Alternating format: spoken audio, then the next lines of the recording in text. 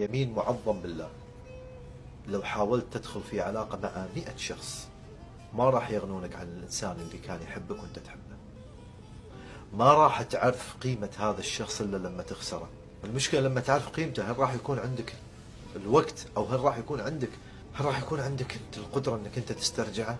بس الإنسان اللي هو يكسرونه ويخذلونه هو الحلقة الأقوى. إن ما في شيء يحفظ لك علاقتك ويخلي الواحد يندم عليك إلا عزة نفسك وقيمتك الشخصية. لأن المرأة لما راحت، لما قال لها احنا ننفصل، شنو عملت؟ والله ولا حتى ارسلت نص رسالة.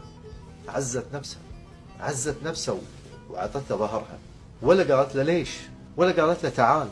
عزت نفسها شامخة، وهذا اللي خلاه يندم مليون مرة.